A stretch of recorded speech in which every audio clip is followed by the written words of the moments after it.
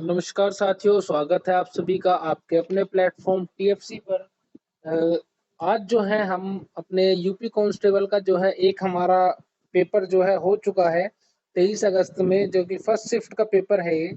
ठीक है, आज हम इसकी प्रैक्टिस करने वाले हैं।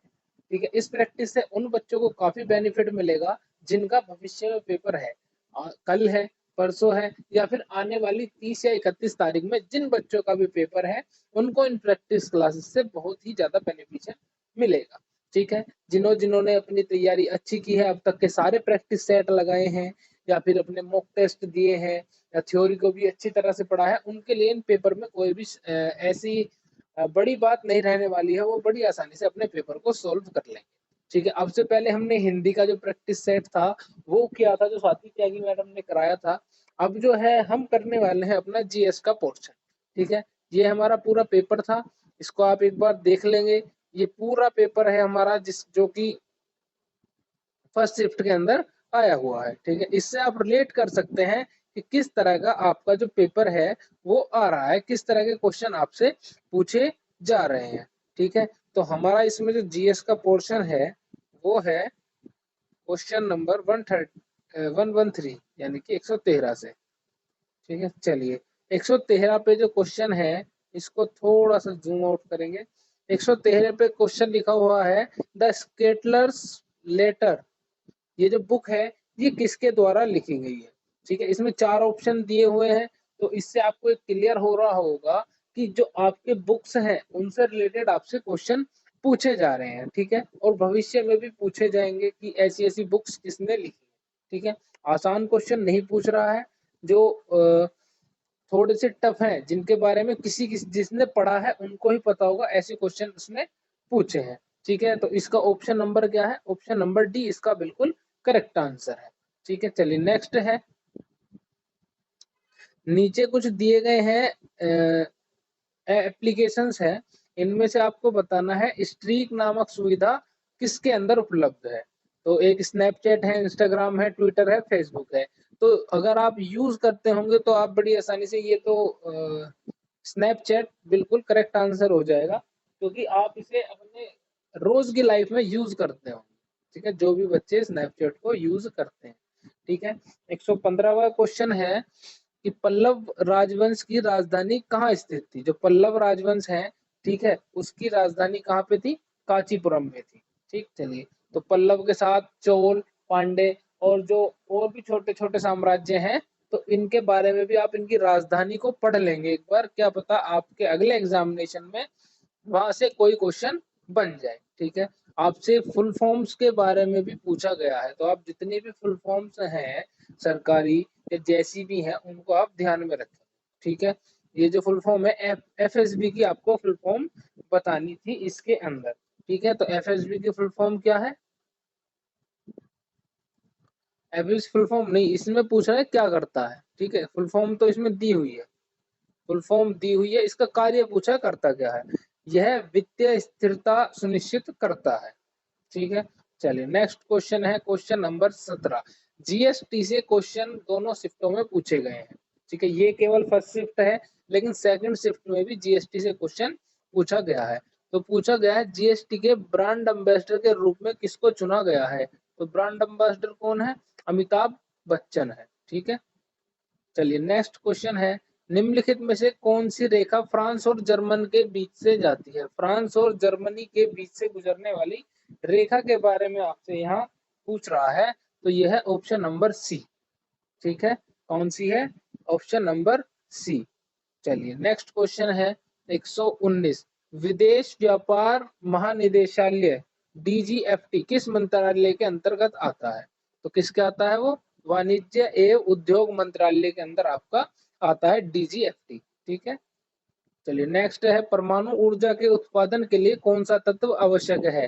तो सिलिकॉन है, हाइड्रोजन है, कार्बन है, या फिर यूरेनियम है। तो इसका आंसर होगा डी, यूरेनियम। चलिए, नोएडा उत्तर प्रदेश के किस जिले में है? इसको आप बड़ी आसानी से कर पाएंगे, गौतम बुद्ध नगर। ठीक है, नोएडा कहाँ पे? नोएडा अथॉरिटी जो है वो कहाँ की है? गौतम बुद्ध नगर की। ग्रेटर नोएडा भी वहीं की है। ठीक है, चलिए नेक्स्ट है विश्व डाक दिवस कब मनाया जाता है? 3, 15, 10 या 9? 9 अक्टूबर को आपका विश्व डाक दिवस मनाया जाता है। जून 2024 तक संघ गृह मंत्रालय का प्रमुख कौन था? यानी कि गृह मंत्रालय के बारे में आपसे पूछा जा रहा है, तो कौन थे? अमित शाह है। ठीक है, 2024 यानी कि अभी पिछले महीने तक की बात कर रहे हैं, ये कौन है? ठीक है, तो कौन थे आपके? इसका करेक्ट ऑप्शन होगा option number D, Amit Shah. ठीक है, चलिए फिर आपसे पूछा गया नेशनल कांग्रेस की स्थापना कब हुई थी? तो कब हुई थी? 1885। ठीक है, चलिए भारत का पहला हवाई अड्डा कहाँ पर स्थित है? अगर आपसे पूछे इंटरनेशनल भी आपसे पूछ सकता है आगामी में कि पहला इंटरनेशनल हवाई अड्डा कहाँ पे स्थित है। तो अगर आपसे पूछा है भारत का पहला हवाई अड्डा कहाँ पे है, तो ये बॉम्बे में है। इंटरनेशनल पूछे तो चेन्नई में। ठीक है, चलिए भारत में व्यवसायों के लिए सेवाओं हेतु जीएसटी पंजीकरण के लिए थ्रेशोल्ड लिमिट सीमा क्या है? तो कितनी है वो? 20 लाख है। चलिए डैश में, एक मिनट, क्वेश्चन नंबर है 127। डैश में दुर्भावनापूर्ण फाइल वाली छवियों को उपयोग हैकर को आपके खाते की जानकारी चुराने या आपके कंप्यूटर को संक्रमित करने में मदद करने के लिए किया जाता है। क्या है वो? इमेज फिशिंग है, या फिर वीपीएन है, स्मिशिंग है? तो इसका ऑप्शन नंबर ए बिल्कुल करेक्ट आंसर है। ठीक है, चलिए नेक्स्ट क्वेश्चन है क्वेश्चन नंबर 128। जो क्रोएशिया गणराज्य है उसकी आपसे राजधानी पूछी है। ठीक है, तो ये इंटरनेशनल क्वेश्चन है। ठीक है, राजधानियां भी आपको पढ़ के जानी है। ठीक है, क्रोएशिया गणराज्य क्या है? जागरेब। ठीक, जागरेब जो है वो क्रोएशिया गणराज्य की कैपिटल है। ठीक है, तो अपने पड़ोसी की तो आपको याद ही होंगी। आतंकवाद से लड़ने में सूचना साझा करने की तरीकों से महत्वपूर्ण हो जाता है। तो इसके 4 ऑप्शन हैं। इसमें जो करेक्ट ऑप्शन है वो है, यह अधिकारियों को संभावित खतरों को अधिक तेजी से पहचानने में सहायता करता है। ऑप्शन नंबर सी बिल्कुल आपका करेक्ट रहने वाला है। ठीक है, नेक्स्ट है हमारा 130। भारत के किस पड़ोसी देश को थंडर ड्रैगन की भूमि कहा जाता है? तो थंडर ड्रैगन की भूमि जो भूटान को कहा जाता है। ठीक है, चलिए निम्नलिखित में से कौन सा सोशल मीडिया प्लेटफॉर्म नहीं है? ठीक है, नहीं है आपसे पूछ रहा, कौन सा नहीं है? इंस्टाग्राम है, गूगल है, ट्विटर है, या फिर फेसबुक है? तो गूगल नहीं है। गूगल क्या है? सर्च इंजन है। ठीक है, सर्च इंजन है। शायद आपसे अगली या किसी शिफ्ट में पूछ ले कि इनमें से कौन सा सर्च इंजन नहीं है। आपको दे दे गूगल, दे दे क्रोम, दे दे और आपको माइक्रोसॉफ्ट वगैरह कुछ ऐसा दे दे, और एक ट्विटर, इंस्टाग्राम या फिर कोई सोशल मीडिया प्लेटफॉर्म डाल दे। तो इन चीजों को भी आपको ध्यान में रख के जाना है। ठीक है, नेक्स्ट है निम्नलिखित में से किस प्रकार का प्रदूषण संवर्ग तीव्रता यूटोफिकेशन है? कौन सा है? जल प्रदूषण। चलिए 1946 के विमुद्रीकरण के दौरान आरबीआई के गवर्नर कौन थे? ठीक है, 1946 के विमुद्रीकरण, ठीक है, डिमोनेटाइजेशन के दौरान आरबीआई के गवर्नर जो थे वो कौन थे? इसके बारे में आपसे पूछा गया है। तो इसका ऑप्शन नंबर सी है, सी डी देशमुख थे 1946 के आपके आरबीआई के गवर्नर। ठीक है, भारतीय संविधान का कौन सा भाग राज्य के नीति निर्देशक सिद्धांतों से संबंधित है? डीपीएसपी से कौन सा संबंधित है? डीपीएसपी से रिलेटेड या फिर हम कहें जितने भी ये भाग हैं उनको याद करने के लिए हमने एक ट्रिक शॉर्ट्स डाला हुआ है, उसको आप जाकर देख सकते हैं। तो आप केवल 30 से 40 सेकंड के अंदर आप जितने भी भाग हैं उनको अपने फिंगर टिप्स पे कर लेंगे। ठीक है, तो डीपीएसपी कौन से पे है? भाग 4 पे। ठीक है, चलिए नेक्स्ट है पुस्तक ए लाइफ मिसपेंट किसके द्वारा लिखी गई है? तो ये जो पुस्तक है ये किसने लिखी है? सूर्यकांत त्रिपाठी निराला जी के द्वारा लिखी गई है। ठीक है, चलिए नेक्स्ट है आसमान के नीलेपन का मुख्य कारण क्या है? इसी प्रकार का क्वेश्चन आपसे एक बार पिछले शिफ्ट में भी पूछा गया था कि जो श्वेत प्रकाश है उसका कारण क्या है? पूछा गया था ना कि जो व्हाइट लाइट है वो किस वजह से बनती है? जो 7 कलर्स जो है उस जब प्रिज्म के द्वारा जो व्हाइट लाइट पास करती है तो उससे 7 कलर बनते हैं, ठीक है, तो वो होता है विबग्योर। तो ये अब पूछा गया आसमान के नीलेपन का मुख्य कारण क्या है, तो इसका जो करेक्ट आंसर होगा वो होगा ऑप्शन नंबर बी, श्वेत प्रकाश का विखंडन या बिखराव। ठीक, चलिए। रमन सुब्बा राव, जिनका हाल ही में निधन हो गया, वो किस खेल से जुड़े हुए थे, किससे, क्रिकेट से जुड़े हुए थे, ठीक है। प्रायद्वीप भारत की सबसे लंबी नदी, प्रायद्वीप भारत की सबसे लंबी नदी कौन सी है, गोदावरी। और अगर पूछे भारत की तो कौन सी है, गंगा, ठीक है, ठीक है। और इसको प्रायद्वीप भारत की गंगा के नाम से भी जाना जाता है। और पवित्रता के रूप में पूछें तो पवित्र नदी कौन सी होगी आपकी, सबसे पवित्र नदी वो है कावेरी, ठीक है। चलिए, प्रायद्वीप की सबसे पवित्र नदी है, ठीक है। वैसे भारत की जो होगी वो गंगा ही होगी, ठीक है। चलिए, एनएचआरसी का पूर्ण रूप क्या है, एनएचआरसी का पूर्ण रूप आपसे पूछा गया है, तो इसका रूप है नेशनल ह्यूमन कमीशन, ठीक है, राइटेजेस कमीशन ऑफ इंडिया। चलिए, नेक्स्ट है, वर्ष 1985 में कौन सा अंतरराष्ट्रीय वर्ष घोषित किया गया था, बच्चे, महिला, दृष्टान या युवा, युवा इसका करेक्ट आंसर होगा, बिल्कुल, ठीक है। नेक्स्ट क्वेश्चन है क्वेश्चन नंबर 141, डैश अनुसंधान विधियां उत्तरदायित्व की प्रतिक्रिया के आधार पर उनसे गहन और आगे की और जांच और पूछताछ करने में सहायता करती है, मिश्रित, गुणात्मक, एक्शन या मात्रात्मक, तो गुणात्मक इसका बिल्कुल करेक्ट ऑप्शन रहेगा।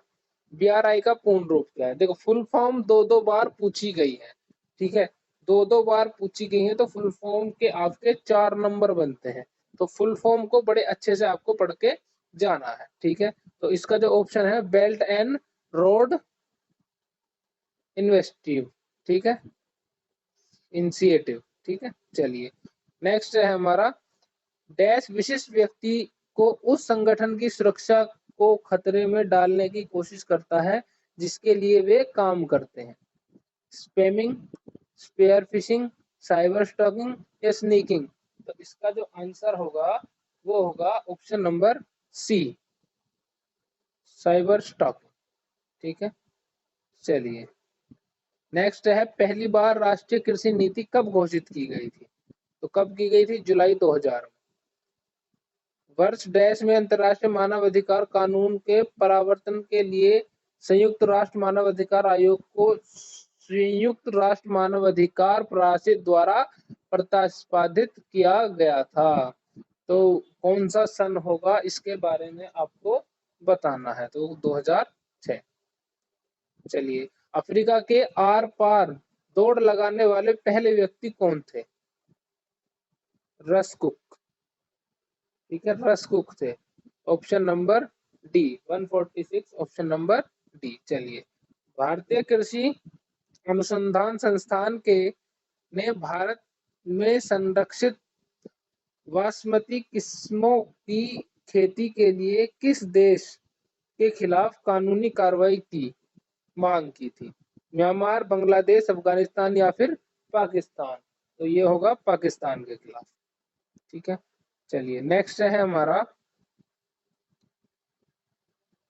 नेक्स्ट आ जाता है क्वेश्चन नंबर 148, कौन सा भारतीय राज्य अपनी अनूठी वारली चित्रकला के लिए जाना जाता है, महाराष्ट्र, राजस्थान, मध्य प्रदेश या फिर ओडिशा, तो अनूठी वारली चित्रकला के लिए कौन सा जाना जाता है आपका महाराष्ट्र। चलिए, नेक्स्ट है, चिकनकारी एक पारंपरिक कढ़ाई शैली है जिसकी उत्पत्ति उत्तर प्रदेश के किस शहर में होती है, तो चिकनकारी के लिए जो फेमस है आपका शहर वो है लखनऊ, ठीक है।